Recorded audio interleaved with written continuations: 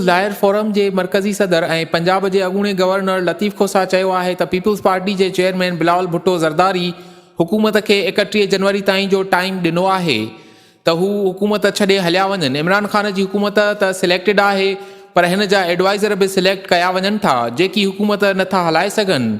खैरपुर में चांडिया हाउस ते PP अॻुवाण advocate Shafi Mohammad Chandio सां गॾु प्रेस कॉन्फ्रेंस कंदे लतीफ़ खोसा चयो त जॾहिं सिलेक्टेड हुकूमत इलेक्शन खां अॻु धरणो हयो हो त उहा जमहूरियत हुई, जॾहिं पीटीवी ते हमलो कयो वियो त उहा बि जमहूरियत हुई, ऐं जॾहिं रियासत जे थाणनि ते हमला कया विया छा उहा जमहूरियत हुई।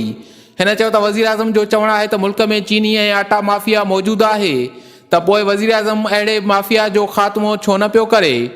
असल में उन माफ़िया में शामिल माण्हू इमरान ख़ान जा पंहिंजा माण्हू आहिनि। लतीफ़ खोसा चयो त एनआरओ सिलेक्टेड हुकूमत वारा घुरी रहिया आहिनि ऐं इल्ज़ाम पीडीएम ते लॻाया पिया वञनि।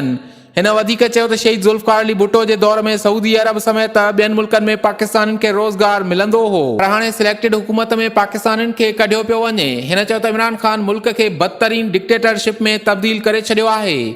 पार्लियामेंट में का बि कानून साज़ी न पई कई वञे।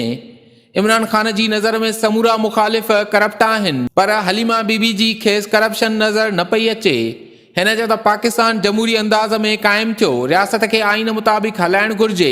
हिन चयो त असांजो लॉन्ग मार्च सुनामी जीअं इमरान ख़ान खे ॿोड़े छॾींदो। हिन वधीक चयो त मौलाना फज़ल रहमान नाराज़ न आहे, मसरूफ़ियत सबबि गड़ी खुदा बख़्श वारे जलसे में शरीक न थियो पर हिन पंहिंजो वफ़द ज़रूरु मोकिलियो हो।